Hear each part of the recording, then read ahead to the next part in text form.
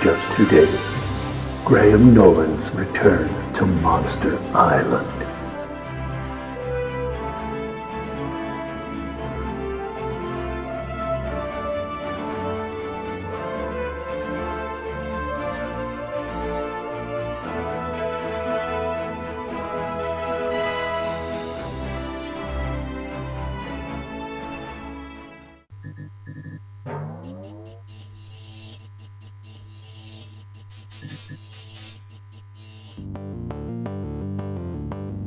Please remember to like, subscribe and comment, as we love to hear back from our viewers. Also, if you enjoy our videos, please consider becoming a patron of our show through Patreon and or GoFundMe. Links are listed below the video in the description.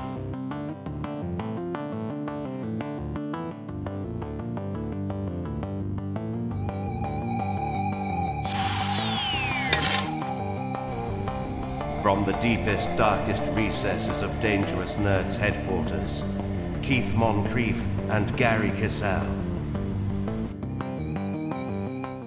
And now we move on to Orville, last night's episode, The Wounded. Yeah. And once again, man, he knocks it out of the park every single time.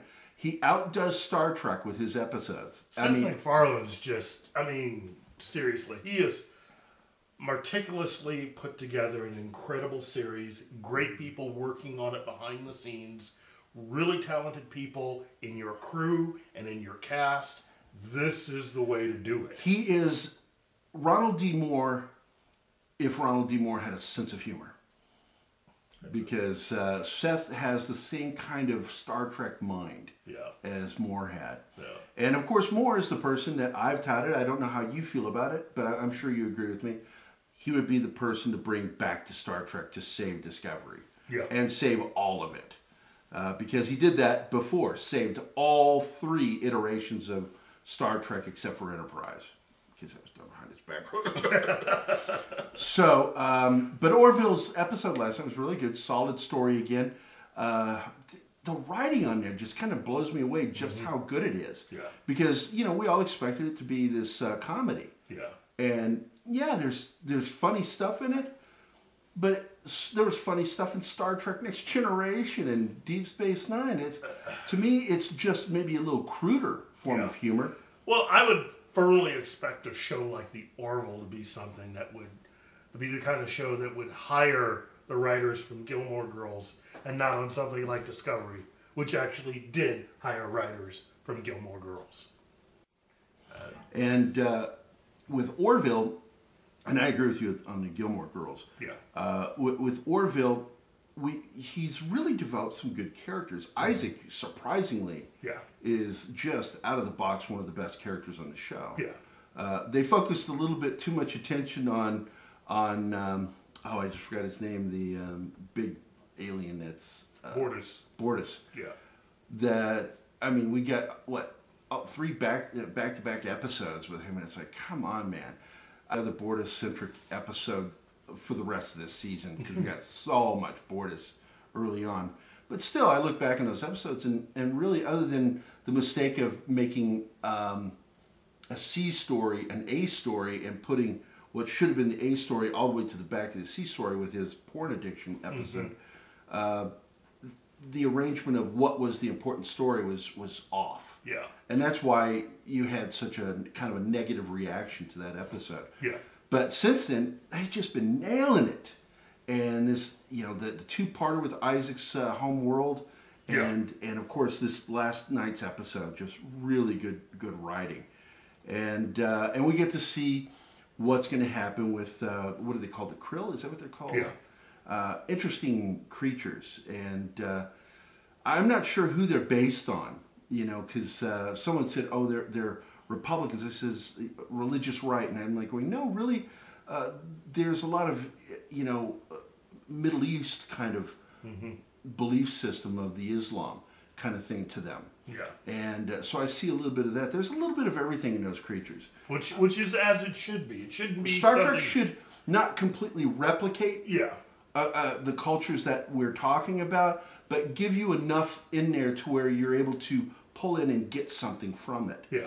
You know, because if it's a direct clone of that, then it becomes kind of obvious, and you're not interested in watching it. Discovery. Exactly. But then we move on to Discovery. And Discovery's episode last night, let me tell you something. Hold on, I gotta do the glasses things. It was really good. But, and I have to throw this butt in, because he's not watching it right now. He's missed it, so I'm the only one with an opinion on this. I'm refusing to pay for the service, because it's the only thing they got. So. It's all they've got. And last night's episode really starts off well, because we open on images from the original unaired pilot with Pike and on his away mission. And we get to see Talos 4, and we get to see all these clips, and then all of a sudden it pulls back and we realize we're not watching a montage. We're actually watching what's going on in his head. And we pull back with with Anson Williams playing Pike. Anson Mount. Anson, what did I say? Williams. Oh my God, that's Happy Days. Yeah. Sunday, Monday. Anyway, so we pull back and we've got him, and great opening. It's the best opening they've had so far. Yeah. The writing on this episode was really pretty good. I can't even recall right now any major flaws in the episode story-wise. And they had, Spock was not what everybody was like worried he was going to be. Yeah. He was very entertaining. We understand about the beard now. We get all these things, and I sat there watching this episode thinking, what happened? This is good. But Alex Kurtzman still manages to find a way to F it up. And how does he do it this time? Purely through cinematography. Using, straight shots, fish-eyed lens. Because, like, when you watch the fish-eyed lens scene, you think, oh, we're having a flashback or a dream. Mm-hmm. That was what you established. Fish-eyed lenses are usually used for things like that. And then all of a sudden they're doing, like, regular shots. And that's visually confusing. When you use a fisheye lens suddenly, and you're like, wait, are we in a flashback now or a dream sequence? What's going on? Yeah. It was visually confusing, very frustrating. I disliked the lighting in a couple of the shots, but that's a technical thing. But the mixing of, stylistically mixing the different kinds of lenses, because a lens is how you determine what you're seeing and how you're supposed to interpret it. Yeah. Well, when you see fisheye lens, in past, it's used for like nightmarish, dreamlike sequences and flashbacks. Yeah. And it's to allow you to know that the world you're looking at is slightly visually altered for a reason.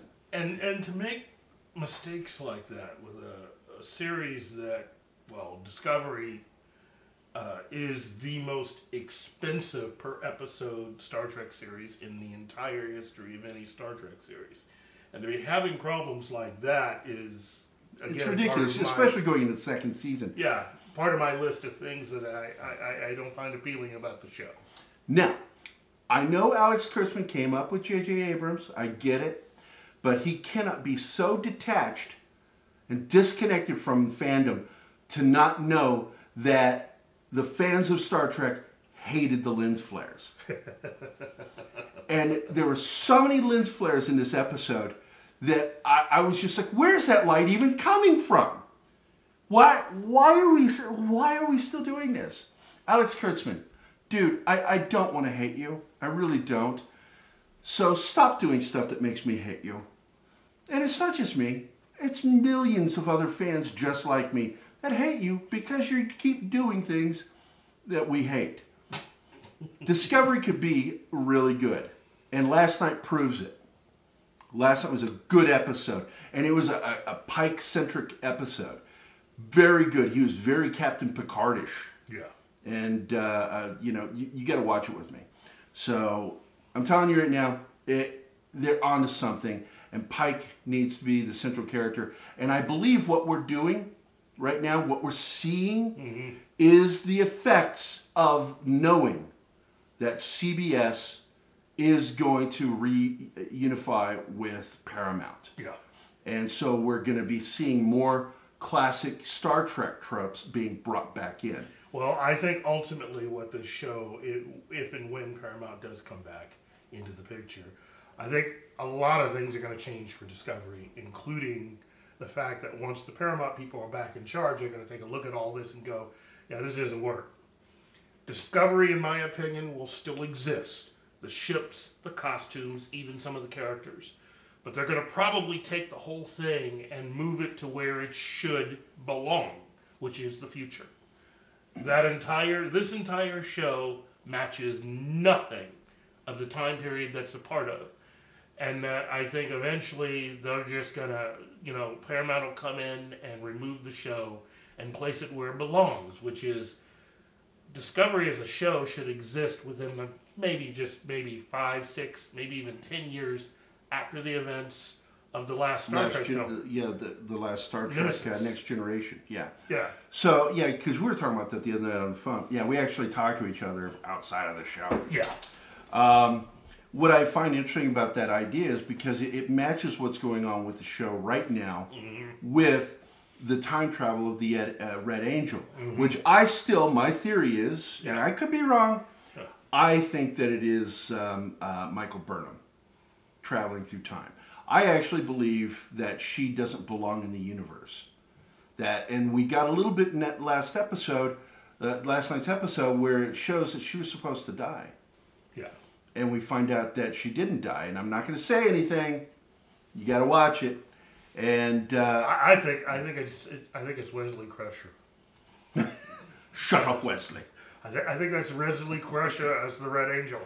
Yeah, we need somebody that says that to her when she starts talking and going on to one of her stupid narrative moments, like somebody like in the background go, "Shut up, Michael! Stop talking! We can hear you! You're in the other room, and you're so loud!" I hate her narration. It's really badly written. It's always down. That is one of the major problems I have with the show. The dialogue is badly written. It's good characters, great actors and actresses. Well, what do you expect? Alex Kurtzman came up working on Hercules and Xena. I mean, Josh did his best to make that show good. Yeah. But I got to tell you, man, I don't watch the show. I only watched when he was directing and writing. CBS should have stuck with Brian Fuller and his original idea. Yep. The American Horror Story version of Star Trek. That's exactly where they should have gone. And we didn't get it. Yeah. So there we are. Yeah.